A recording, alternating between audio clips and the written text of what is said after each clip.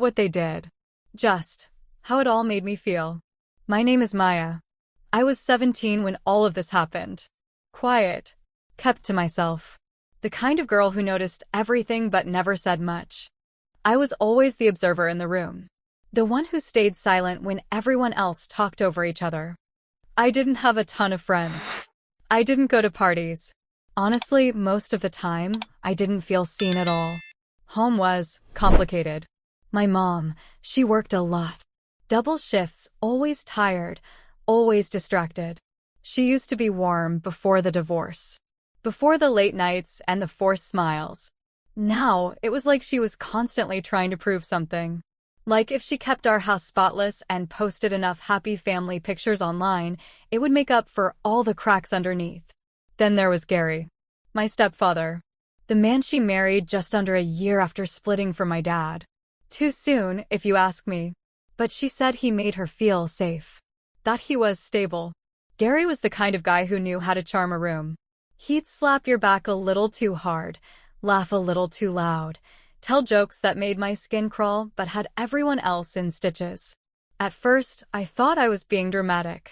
But there was always something off about him. Something that didn't match the polished, friendly face he put on for the world. Behind closed doors, he wasn't loud. He was quiet, controlled, calculated. He'd compliment me in ways that didn't feel right. "You've really grown up," he'd say, letting his eyes linger too long. Or, "You should smile more. You've got a beautiful mouth." My mother would laugh it off. She thought he was just trying to bond with me. She wanted us to be a family so badly, she ignored what was right in front of her. Our house was small. 3 bedrooms. 1.5 baths. Thin walls, you could hear everything. Every conversation, every whisper, every footstep at night. My room was at the end of the hallway. The farthest corner. It was the only space that felt like mine. I kept the door closed at all times. Not because I had anything to hide, but because it was the only place where I could breathe. Still, no door feels thick enough when someone wants to cross boundaries. Dinner time was the worst. Gary always made a big show of being dad of the year. He'd ask about school, pretend to be interested in my drawings. But there was always this underlying tone, like he was studying me, waiting for me to say something, do something, react. My mom? She'd be busy checking her phone, planning her work schedule, worrying about bills. She missed everything. Or maybe she chose to miss it. I remember one night, I must have been sitting cross-legged on the couch, wearing just a long t-shirt. Gary walked in, looked at me, and said, "You sure you're still 17? You're gonna have boys crawling all over you soon." I laughed. Nervously. But it wasn't funny. It was never funny. I started wearing baggy clothes around the house. Stopped making eye contact. Avoided him as much as I could without making it obvious. But somehow, no matter what I did, he was always there. Hovering in the hallway when I left my room. Popping into the kitchen the second I opened the fridge. Standing too close. Smiling too wide. I kept telling myself it was in my head. That I was imagining it. Because that was easier than facing the truth. But deep down, I knew. I didn't realize it then. But Gary had already started watching me differently. And the scariest part? I think he knew I wouldn't tell anyone. Not yet. Not then. But that was only the beginning. It was a Friday night, one of those dull, nothing special kind of evenings. The air felt heavy, like the house was holding its breath. My mom had picked up some takeout on her way home. She was exhausted, still in her scrubs, and clearly just wanted to eat, shower, and disappear into her bedroom. She tossed a few plastic containers onto the coffee table, kissed Gary on the cheek, and mumbled something about having a headache. Then she was gone. That left just the two of us. Gary grinned and clapped his hands together like we were about to start some kind of fun little tradition. "Movie night?" he said, already reaching for the remote. I didn't want to say yes. But saying no felt risky. So I nodded, sat on the far end of the couch, and tucked my legs underneath me. He chose some action movie I didn't care about. The volume was way too loud, but the silence between us still felt louder. At first, it was okay. I kept my eyes on the screen, barely moving. But then, he shifted. Scooted just a little closer. At first, it was nothing. A subtle lean, like he was getting comfortable. But then his arm stretched behind me on the couch, like we were on some awkward first date. I froze. I didn't want to make a scene. Didn't want to give him the satisfaction of knowing I was uncomfortable. So I sat there, still as stone. Then came the comment. Out of nowhere. He turned his head and said, real casual, almost like he was complimenting a pair of shoes or a nice view. You know, you're really starting to look like your mother. I didn't respond. But then he added with this weird little smile. No, not like her. Prettier, actually. I felt my stomach twist. That deep, sinking kind of twist. Like gravity pulling you into the floor. I didn't say a word. Just stared at the screen and pretended I didn't hear it. Pretended like my ears weren't burning and my throat wasn't closing up. He let the silence hang there. Like he wanted me to react. But I didn't give him that. Eventually, I made some excuse, said I was tired, had homework, whatever. I stood up too fast and walked to my room without looking back. I shut the door, sat on the edge of my bed, and just stared at the floor. I should have locked it. I always locked it. But that night, for some reason, I didn't. I told myself it was fine, that nothing would happen, that he wouldn't dare. But around midnight, I heard it. A knock. Soft. Measured. I didn't answer. A second knock. Then his voice, low and quiet. You still awake? I just wanted to talk for a minute. I swallowed hard. My heart was racing, pounding against my chest like it was trying to warn me. I managed to say, I'm tired. Silence. Then he said, all right. Just wanted to check on you. And then, footsteps. Fading down the hall. I waited a full 10 minutes before I exhaled. I got up and locked the door. And I didn't sleep at all that night. The next morning, he acted like nothing happened. Like we hadn't sat too close. Like he hadn't said that thing. Like he hadn't knocked. But something had changed. Not in what he did. In how he looked at me. It was like he'd crossed some invisible line in his mind. And once he stepped over it, there was no going back. It wasn't what he did that night, it was how he looked at me. And how that look never went away. After that night, everything started to feel different. But not in a loud, obvious kind of way. It was more like a slow, creeping shift, like when the air changes before a storm. You don't see the lightning right away, but you feel something building. I started second-guessing myself constantly. Was I imagining things? Was I reading too much into it? Maybe he was just trying to be friendly. Maybe that compliment meant nothing. Maybe the knock at midnight really was innocent. But my gut knew better. It's just that my mind kept trying to protect me by rewriting the story. Still, I couldn't shake it. That uncomfortable feeling whenever he walked into the room. How his eyes always seemed to find me first. How his smile lingered just a second too long. It wasn't right. And I knew it wasn't right. So I started changing. Little things at first. I stopped wearing tank tops around the house. Started layering up, even when it was hot. I wore oversized sweatshirts and baggy pants, pulled my hair back tight, avoided mirrors. I avoided him. Or tried to. I stopped sitting in the living room if I knew he was home. Skipped dinner a few nights, said I wasn't feeling well. But even when I kept my distance, he'd find ways to close the gap. He'd brush past me in the hallway and let his hand rest on my shoulder, just a second too long. Call me sweetheart in this low, almost teasing tone that made my skin crawl. Ask me weird questions like, got a boyfriend yet? Or, you ever miss having a father figure around? I started locking my door every night. Double-checking it. Triple-checking it. But sometimes, when my mom wasn't home, he'd knock anyway. Or worse, he'd come in without knocking, pretending he thought I wasn't there. Always with an excuse. Just checking the AC vent. Didn't know you were home.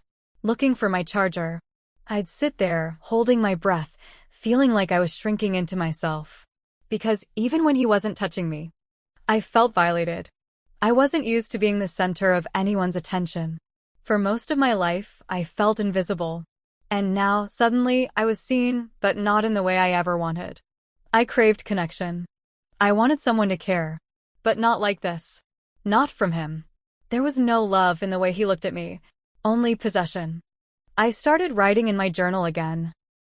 Late at night, when the house was quiet and my heart wouldn't slow down. I remember one entry like it was yesterday. It said, "Am I overreacting? Is this just what it feels like to live with someone new? Why do I feel like I'm always being watched? Why do I feel like I can't breathe when he's around? Why do I feel dirty?" I didn't know how to explain it. I just knew that my body was tense all the time, like I was walking on a tightrope, afraid to slip. And the worst part? I couldn't talk to my mom. She looked so happy for once. She'd finally found someone who helped pay the bills, who mowed the lawn, who kissed her cheek in public and made her feel wanted again. How could I take that away from her? How could I ruin that? So I stayed quiet. And every day I grew more distant. From her. From myself. From everything that used to feel safe. I didn't feel protected anymore. I felt watched. And the longer I kept the truth inside, the more it started to eat away at me. Bit by bit. Piece by piece. Until I wasn't sure who I was anymore. I just knew. I didn't want to be her. Not the girl in that house. Not the girl with secrets. Not the girl who felt like prey. But I was. And I didn't know how to stop it. It was a Thursday afternoon when my mom told me she'd be leaving for a work conference. Just 2 nights. Friday to Sunday. She seemed so excited, said it was a big deal, that she'd finally be presenting something important to her bosses. I smiled and told her I was proud of her. But deep down, I felt cold. She didn't even ask if I'd be okay staying alone with Gary. Didn't think twice. She just said, "You and Gary will be fine. He'll make sure you eat something other than cereal." Then she kissed my forehead, grabbed her suitcase, and walked out the door. And just like that, it was just us. The silence in the house was immediate. Thick. Unsettling. Even the air felt heavier, like it knew something I didn't. I stayed in my room for most of that evening, pretending to do homework. I had my headphones in, but I wasn't listening to music. I was listening to him, his footsteps in the hallway, the opening and closing of kitchen drawers, the hum of the oven. Around 7, he knocked on my door. I didn't answer. Then I heard his voice light, playful. "Dinner's ready. I made your favorite, spaghetti and garlic bread." He said it like we were close. Like he actually knew what my favorite was. He didn't. But I was hungry. And scared of what would happen if I kept avoiding him. So I came out. The table was already set. Candles. Actual candles.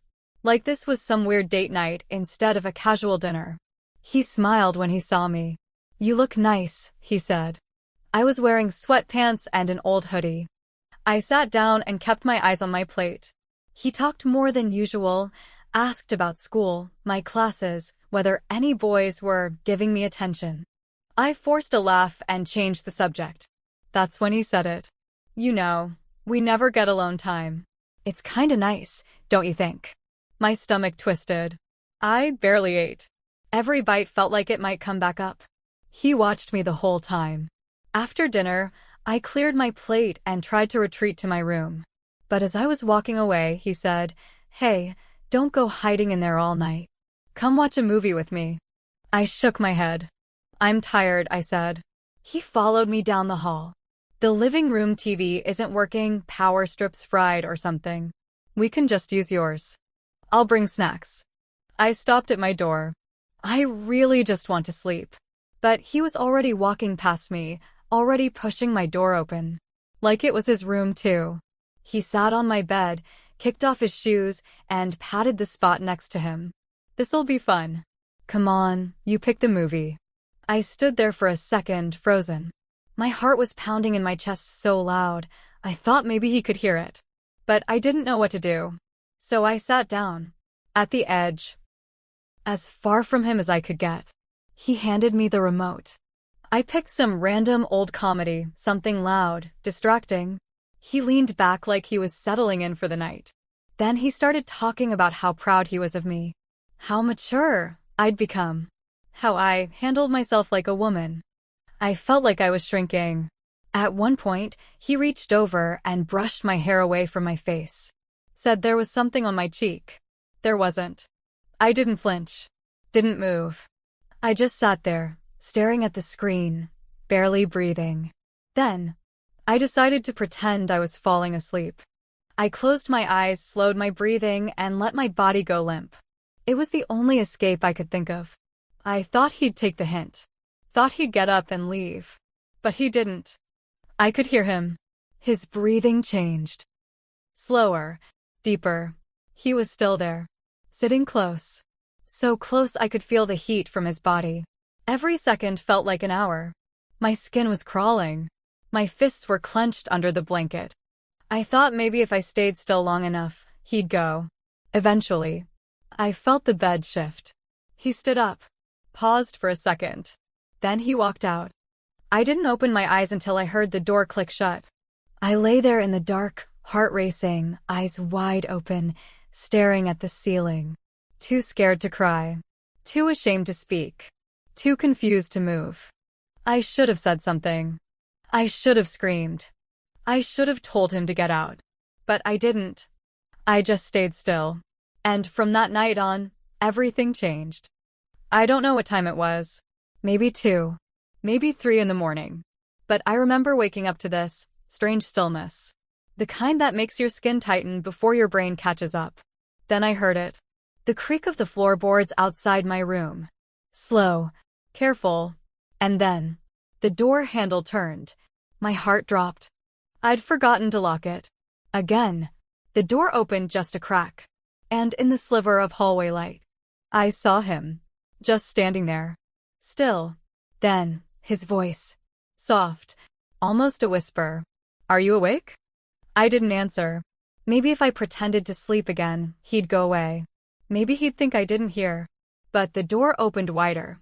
And he stepped in. My chest tightened so hard it felt like I couldn't breathe.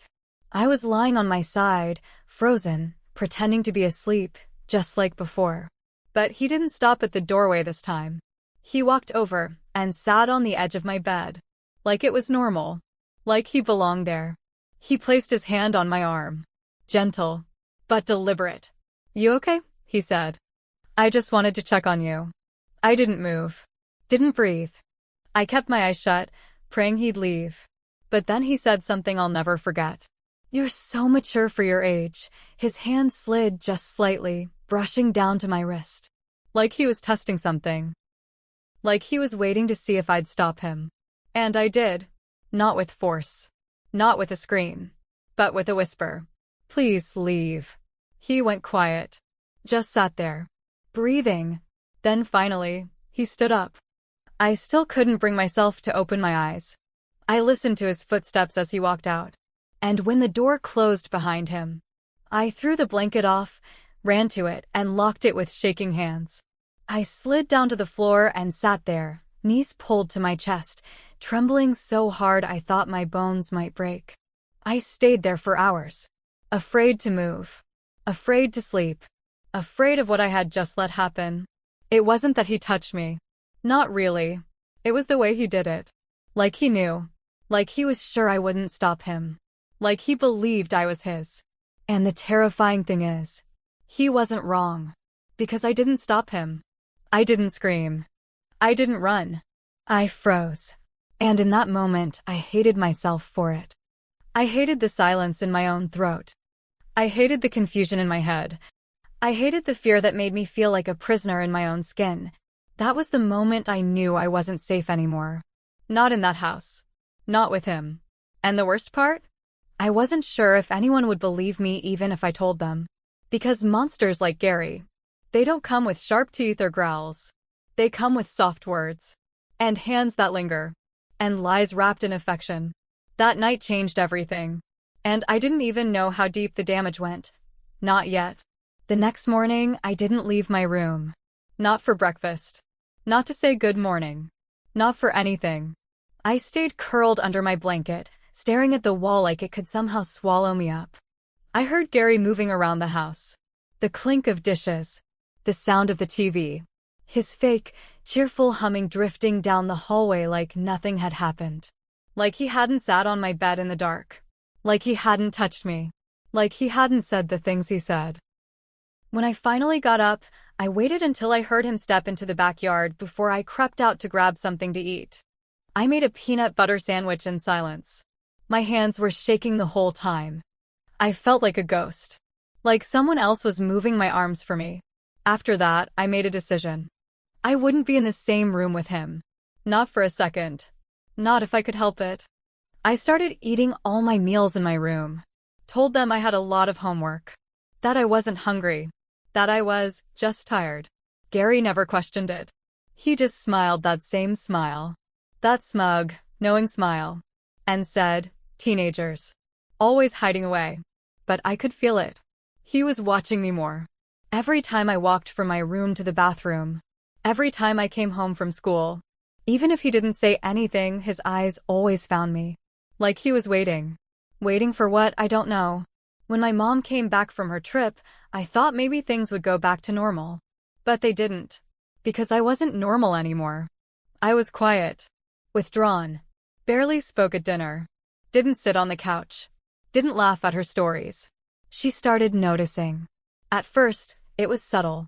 "You okay, sweetie? You've been quiet lately." Then it turned into concern. "Is something wrong at school?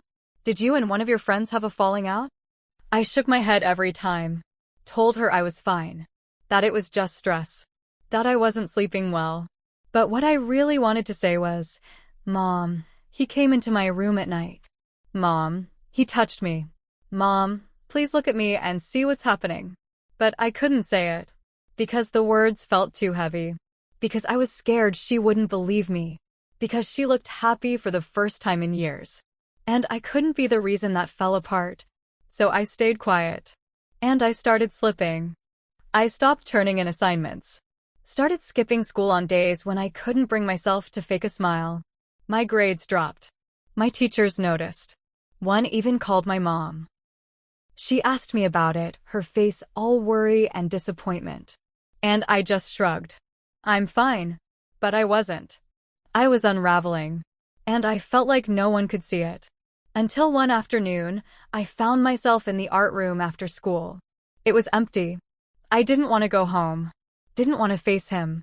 So I stayed there, sketching random shapes, dragging my pencil across the paper just to feel something move under my hand. That's when she walked in, Miss Turner, the art teacher. She was young, probably only a few years out of college. Kind eyes. The kind of person who always remembered your name, even if you weren't in her class. She sat down across from me and said, "You've been in here a lot lately." I nodded, kept my eyes on the paper. Then she said, "You don't have to talk if you don't want to. But I just want you to know. I see you." And that broke something in me. I didn't tell her everything. Not at first. But I told her enough. That I was scared at home. That someone was making me uncomfortable. That I didn't feel safe anymore. She listened. Really listened. And she didn't say I was overreacting. She didn't ask what I was wearing. She didn't question whether I misunderstood. She just said, "I believe you." I finally told someone. But it wasn't my mother. After that day in the art room, it was like something inside me cracked open. Just enough to let the truth slip out. Not all at once, but slowly. Like my soul was trying to find its voice again. I didn't know who else to trust. But I couldn't carry it by myself anymore. So, I told Rachel.